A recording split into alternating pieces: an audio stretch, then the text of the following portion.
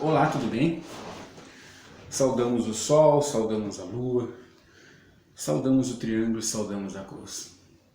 Meu nome é Valério Damani, eu sou babalorixá, sou médium sensitivo e vim contar para vocês um pouquinho da minha história de vida.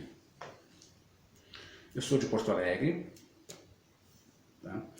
Aos 9 anos de idade, eu comecei a ter meus primeiros contatos com o plano espiritual. Comecei a acontecer fenômenos comigo, tipo clarividência, clareaudiência. Eu sentia a presença dos espíritos. Eu era uma criança, 9 anos, no final de um ciclo. Normalmente o pessoal fala em ciclo de 7 em 7, né? O pessoal que é de religião afro, né? Mas o ciclo mesmo termina com 9, né? A relação do ciclo com 9, né? Então nessa idade eu comecei a ter esses fenômenos e a minha família era muito católica. Resolveram procurar um tratamento, um terapeuta que pudesse me ajudar. Procuraram um padre, tipo o Padre Quevedo, que era parapsicólogo em Porto Alegre, uma pessoa muito famosa, muito conhecida na área, né? E ele começou a me tratou por um longo tempo e acabou bloqueando a minha mediunidade, né? Até os 13 anos de idade eu não enxergava mais nada, eu não via mais nada, o meu contato com o plano espiritual diminuiu muito. Não vou negar que eu vivi melhor nessa época. Só que mesmo assim eu não abandonei os estudos, eu era uma criança, né? 9 aos 13 anos, sobre espiritualidade. Eu tinha uma amiga minha, uma vizinha, que era bem mais velha que eu, ela devia ter uns 15, 16, 17 anos na época, e ela era espírita, e ela me emprestava os livros espírita dela, eu li escondido do meu pai e da minha mãe. E eu li muitos livros nessa época do Allan Kardec, né? Mais do André Luiz e do Ramatiz, mais do André Luiz, né? Li todas as obras do André Luiz. Com meus 15 anos de idade já tinha lido tudo, né? E chegou um tempo, com 13 anos de idade, eu comecei a trabalhar em Porto Alegre. Eu fui estoquista, fui vendedor, depois mais tarde fui gerente de loja, né? Comecei a trabalhar cedo, foi difícil, né? E eu já lia sobre espiritualidade, procurava me envolver com grupos espíritas, com escolas esotéricas, né?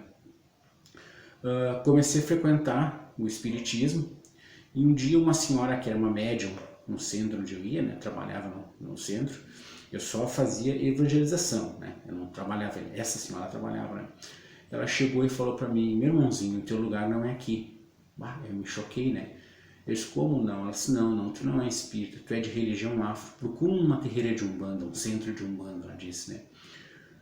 Me assustei, né? Mas ao mesmo tempo, hoje em dia eu penso assim, a honestidade dela, ela podia ter me puxado pro lado deles, né? Pro lado do espiritismo, né? Que ela sentiu que a minha vibração era mais densa, digamos assim, né? Era mais para Umbanda, né? Tá, procurei um centro de Umbanda chamado Fraternidade Espiritualista Cavaleiro de São Jorge, que na década de 80 era um centro modelo no mundo inteiro de Umbanda, né? Tinha 17 filiais espalhadas pelo mundo, a matriz ainda é em Porto Alegre, né? E era um centro de Umbanda modelo. Até quem me indicou esse centro era um vizinho da rua onde eu morava, porque tinha dois vizinhos, um que era umbandista, da mesma rua, assim, 3 casas depois da minha, né? E o outro do outro lado que era espírita, né? E eu gostava muito de conversar com eles, assim, eles me passavam muita coisa legal, me explicavam muito sobre a religião, né? Daí comecei a frequentar os Cavaleiros de São Jorge, me formei nesse centro, digamos, popularmente, vulgarmente, me aprontei nesse centro de Umbanda, né? Aprendi muito lá, né?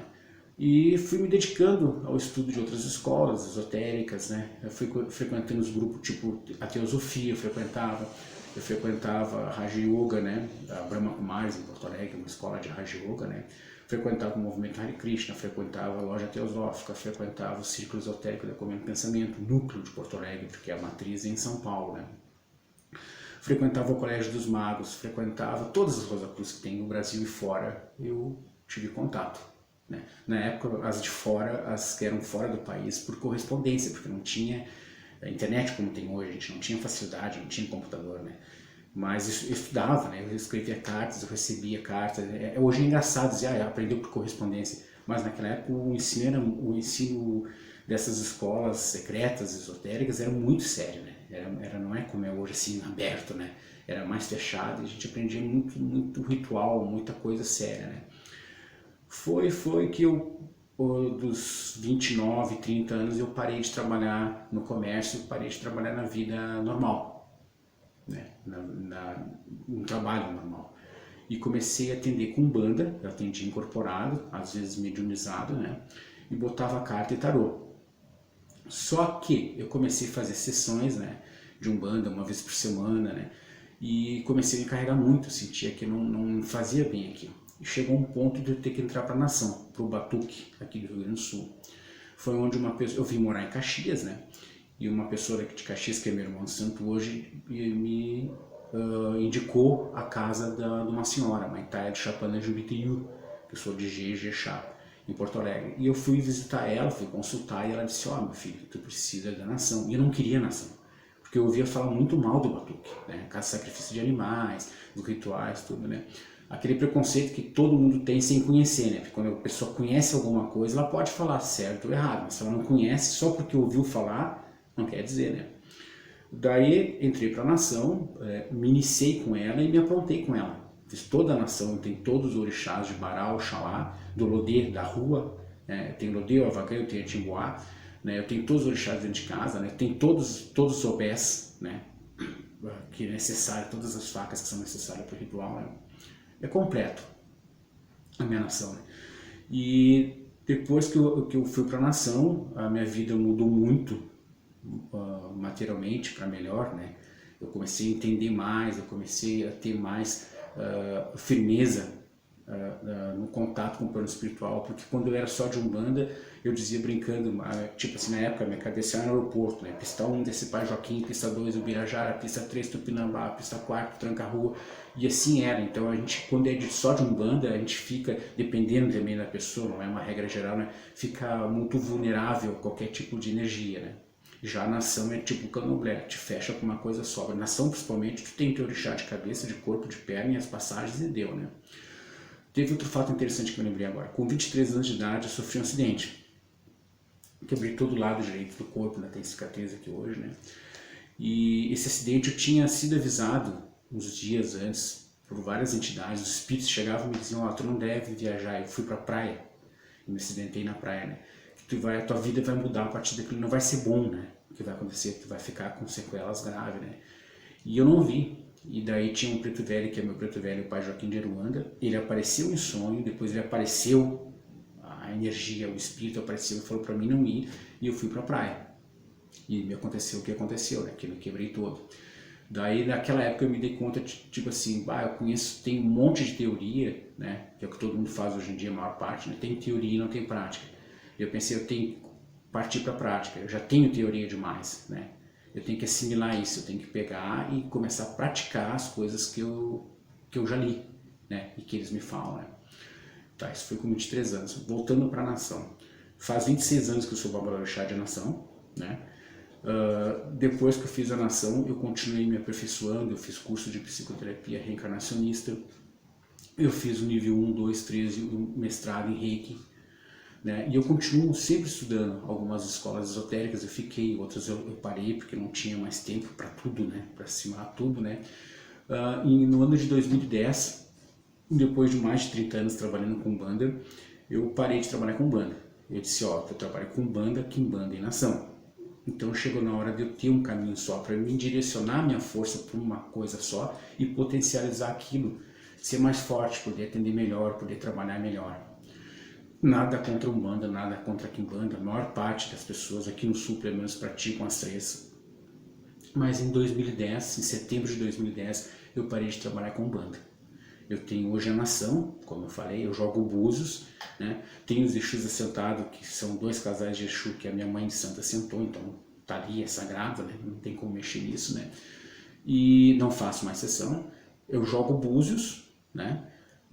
E faço orientação sensitiva. Nós temos, eu e a Dude, né, minha esposa, a gente tem uma clínica no centro, que a gente trabalha com regressão, com tarô, com psicoterapia, com reiki, né, e eu atendo lá também com orientação sensitiva. Essa consulta, eu converso com a pessoa, eu não uso nada da religião, né, uso a espiritualidade, né, não uso religião. Converso com a pessoa e as entidades da pessoa, os guias, os mentores da pessoa, me passam o que eu devo dizer para a pessoa para ela melhorar, como resolver o problema dela. Esse é meu trabalho. tá? Eu acho assim, ó, que o meu trabalho se diferencia, eu não sou melhor que ninguém, mas o meu trabalho se diferencia porque assim, eu posso atender pessoa de qualquer culto, de qualquer religião. Porque eu já tive passagem tanto teórica como prática em várias escolas. Eu já dei curso de bioenergia em todo o estado, bem dizer, em várias cidades. Eu trabalhava, dava curso de bioenergia e um amigo meu, a gente dava curso, isso é mais de 20 anos atrás. Ensinava as pessoas a trabalhar, a ver aura, a trabalhar com mediunidade, trabalhar com egrégoras. Então eu dei curso, tem cidades que eu fui várias vezes, tipo Canoas, Novo Hamburgo, Montenegro, São Sebastião do Caí, outras que nem me recordo agora, né? E eu passei vários anos tendo contato com Caxias e essa cidade, com grupos de estudo, com palestras, né? Então eu tenho essas ferramentas todas para poder atender a pessoa segundo aquilo que ela precisa. Muitas pessoas não acreditam em nada e me procuram no mesmo, porque a minha intenção não é fazer a pessoa acreditar, é resolver o problema dela. Se a pessoa acredita na nação, não acredita, se ela acredita na Umbanda, não acredita, né? Isso não é problema. A pessoa me procura para ter um problema resolvido. E é isso que eu faço, né? Eu vou atrás da solução do problema. Eu não sou como a maior parte do pessoal que trabalha com religião africana, né? Que tipo, vou induzir a pessoa, tu tem que entrar para a religião para tua vida melhorar, tu tem que, sabe, aquela historinha de aquele fanatismo que todo mundo tem que ser teu discípulo. Não, se a pessoa quiser entrar para minha casa, ela vai passar por uma avaliação grande, né, para ver se é aquilo que ela precisa mesmo, para depois eu aceitar ela como filho santo. Eu não, meu pai, vou chamar a aceitar, né? Esse é o meu trabalho, essa minha vida sempre foi voltada para o plano espiritual, para o lado espiritual, né? E eu não paro nunca. Eu tenho uma coisa que eu admiro em mim mesmo, uma das coisas que eu admiro, né? Eu sou um cara chato, difícil de lidar, mas assim, ó, eu não me acomodo com nada, né? Hoje eu sigo o Batuque, eu gosto muito da filosofia hindu, porque o hinduísmo não é uma religião, ele é uma filosofia. Eu leio muito sobre o hinduísmo, né? E sobre todas as áreas. E estou sempre pronto para ajudar, para tentar compreender e para aprender mais. Bom, muito obrigado, pessoal. Que a proteção do Sol e da Lua, do Triângulo e da Cruz esteja sempre com vocês, conosco, né? Com todos nós, né? Tudo que eu falei até agora, eu não sou dono da verdade, tá? É o meu ponto de vista sobre o que eu aprendi, tanto teoricamente como na prática. Obrigado.